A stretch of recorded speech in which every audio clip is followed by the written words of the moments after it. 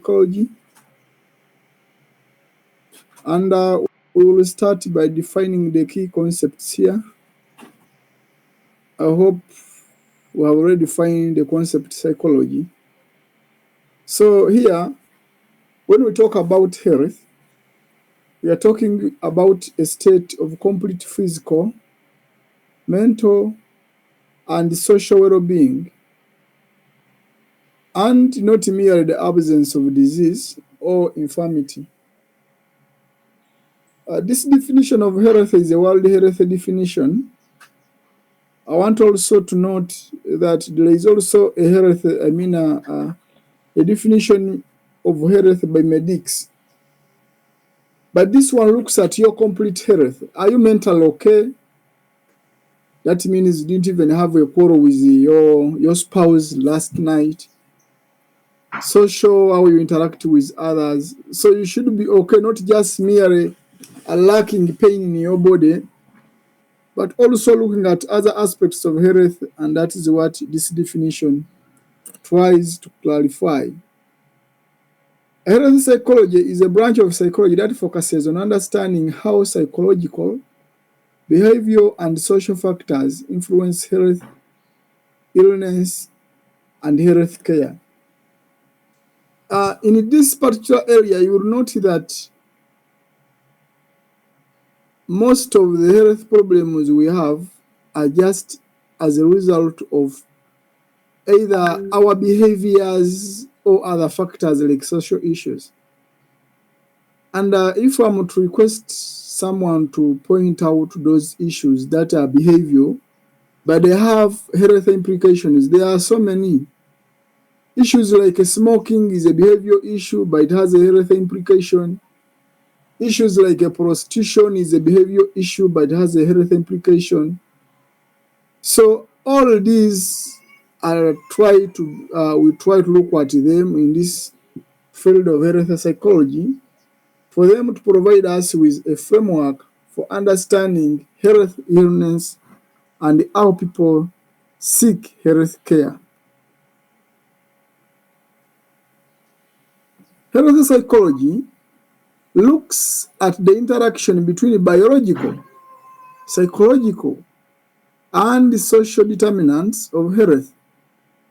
And in this field, we aim at promoting the well-being of individuals, preventing people from getting ill, and improving outcomes in the area of health care.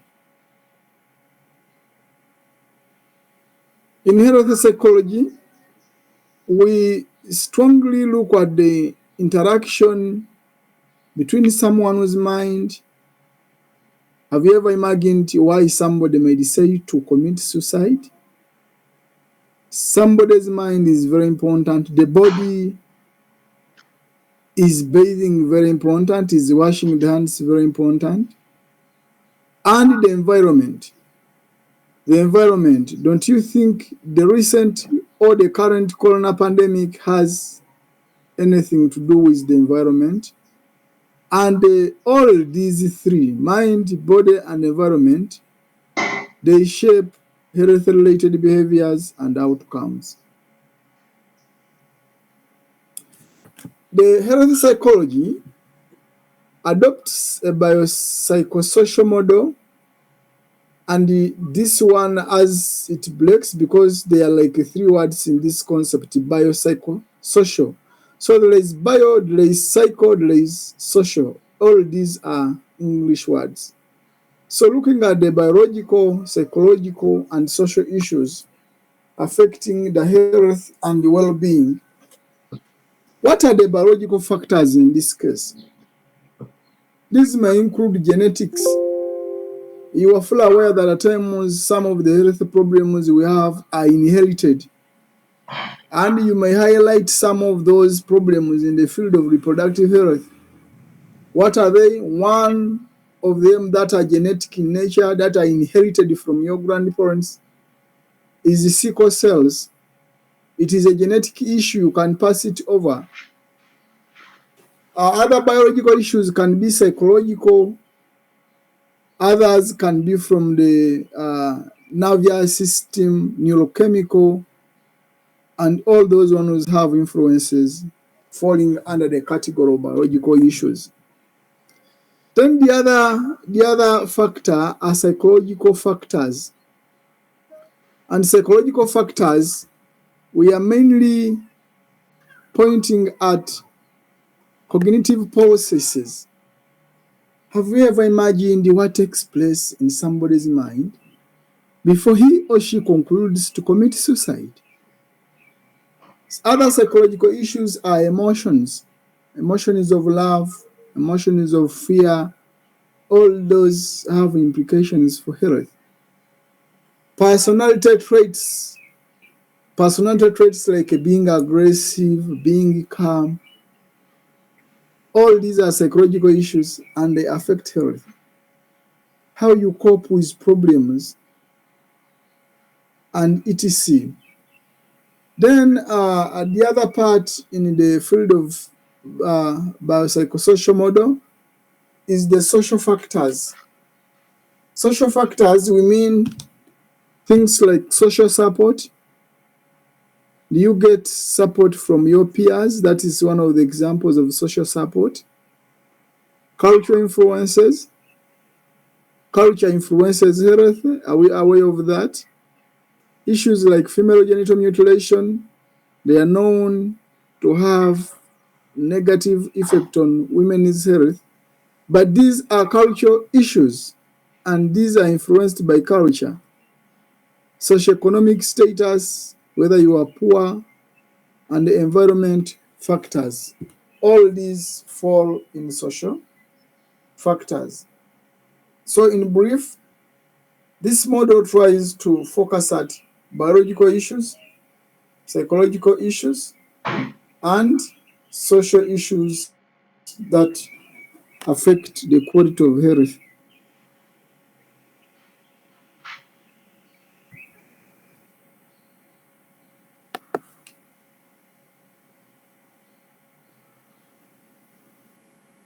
Another important concept here is illness and wellness continuum.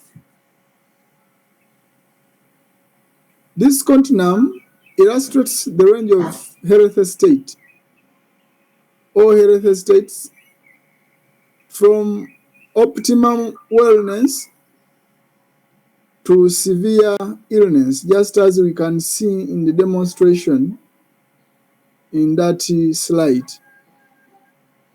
So you may be at the extreme of being at optimum wellness to this other point of almost getting to meet your grandparents. Rest in peace.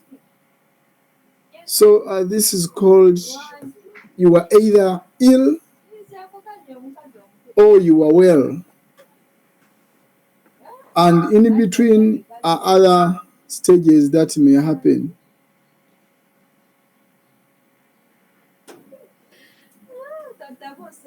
This particular continuum tries to reflect the dynamic nature of health, and people can move along with this continuum depending on the circumstances. What is the importance of psychology in health?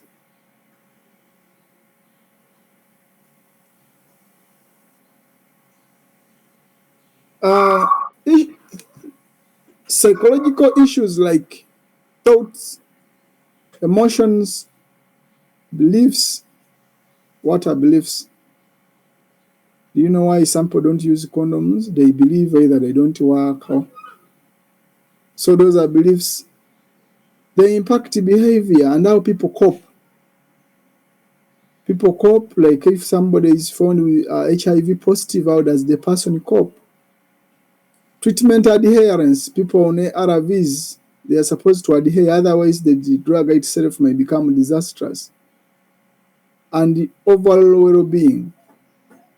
So if you are to handle these things well, then the area of psychology is very important here.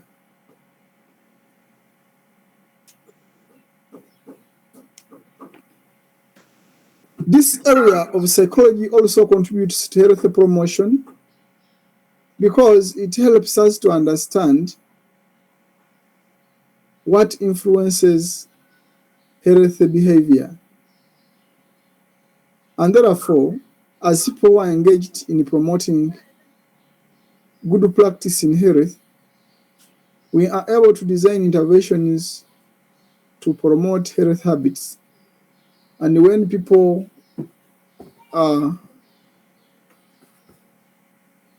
adopt desirable health behaviors, they are able to prevent illness after having complete behavior change. 3, psychology helps individuals to manage chronic conditions by addressing emotional and behavioral aspects through improving self-care and enhancing treatment adherence, as I've pointed it out earlier.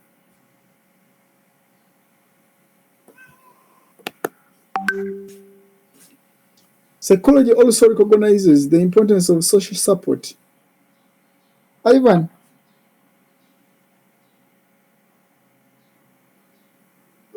yes, Ivan,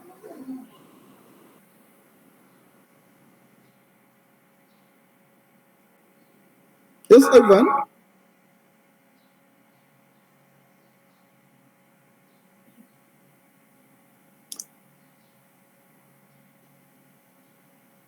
It recognizes the importance of social support in health and well-being, as it emphasizes the role of relationships, social networks, and community resources in promoting resilience and improving health outcomes. I already pointed out issues to do with social support, like how do your peers help you in overcoming health problems. All these things have to be got from the field of psychology for us to be able to provide uh, relevant solutions to problems. How does your family help you to cope with problems? How does your community help you to cope with problems, including health problems? Psychology addresses mental health issues, promoting psychological well-being and reducing the stigma associated with mental illness. It offers assessments, interventions, and therapy to improve health, mental health, and overall quality of life. So you realize that in so many areas of health, there are components of stigma, and it is only psychology that is able to offer us models to use to handle such problems. You are aware of so many conditions that cause stigma, problems like HIV, problems like mental problems. These come with stigma, and with psychology, we are able to perform thorough and valid assessment and therefore engage appropriate interventions to improve the life of those guys so that they attain optimum quality of life.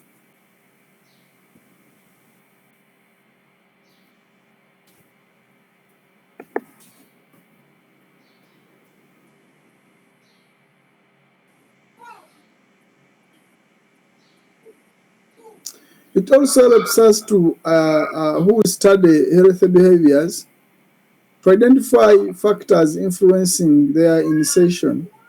We talked about these theories of behavior change, or we will. So we come to understand uh, what triggers someone to initiate a particular behavior, or even to change, or even to sustain that behavior. And therefore, we are able to have appropriate interventions for both policies or even healthier lifestyles. Psychology is also very important where integration is required. For example, when we are working with medical professionals, together with psychiatrists, we are able to provide a complete kind of treatment to people who are having such problems.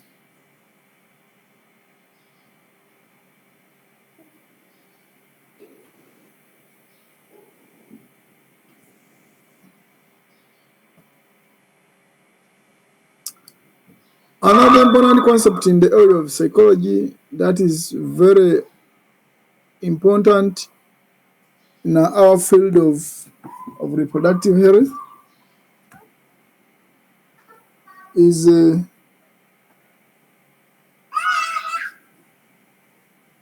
behavior,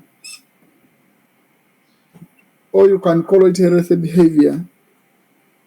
And healthy behavior refers to someone's action to promote, maintain, or restore their health. These are habits or actions that individuals engage in, directly or indirectly, to promote or maintain their health and prevent illness. Such behaviors are like performing exercises, sustaining a healthy diet, sleeping patterns for good health, substance use that may determine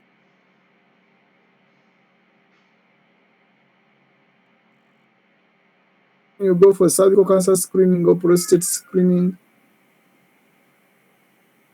stopping to smoke, going for vaccination, having safe sex, and adhering to medication. And the best example I've always given here when it comes to adherence is like if somebody is on antiretroviral therapy for HIV, it requires really to sustain the behavior if someone is to cope with the problem or improve on the health.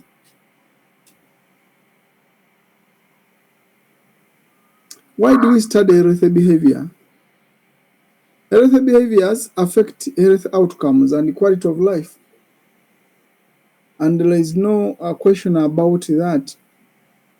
I've already talked about it, that most of the problems, health problems, if you pose a question, they are as a result of our own behaviors.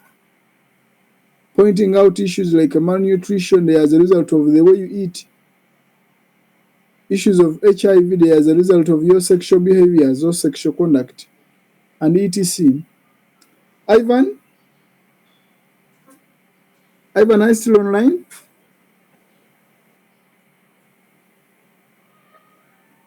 Studying healthy behaviors can also help to identify risk factors and protective factors for various diseases and conditions. Just as I've mentioned them, already know the risk the risk factors for health problems like a cancer, risk factor like a smoking. Okay, and therefore the protective factor will be not to smoke, and even keeping away from those who are smoking.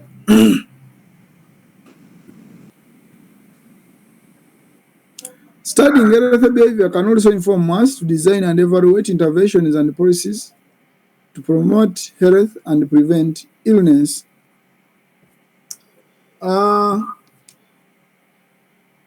What kind of interventions can we design to promote health and prevent illness?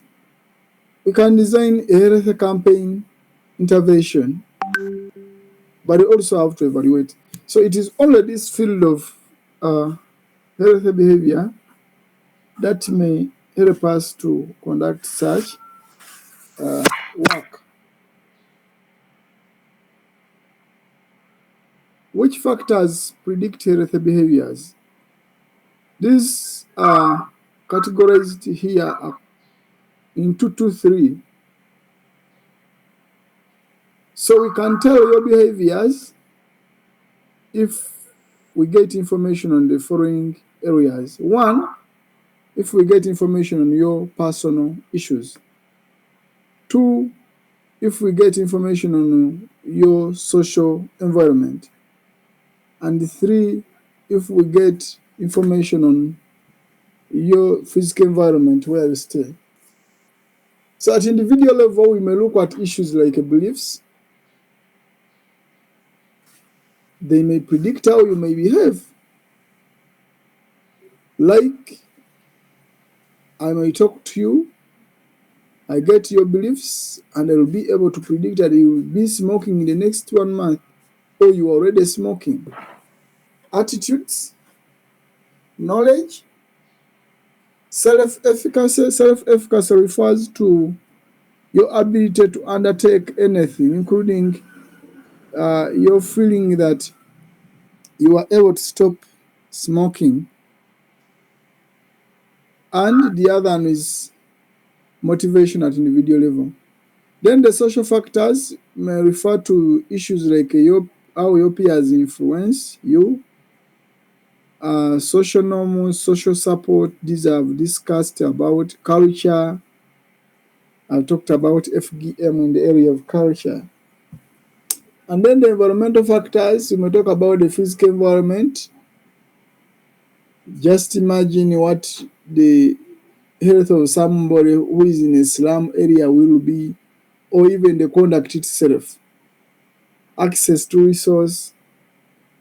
Some people behave like that because they don't have access to things to help them cope with health problems.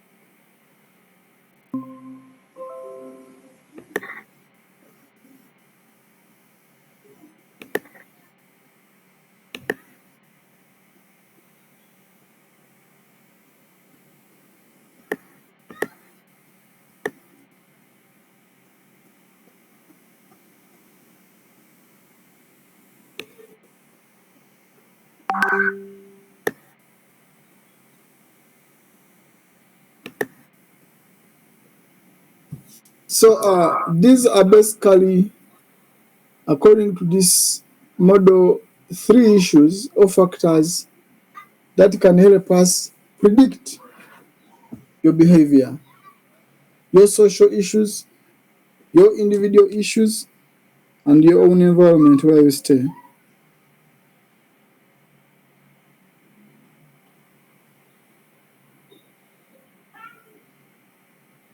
There are a number of theories in the field of psychology that help us to predict behavior, and these include: 1 is the theory of planned behavior, 2 is the health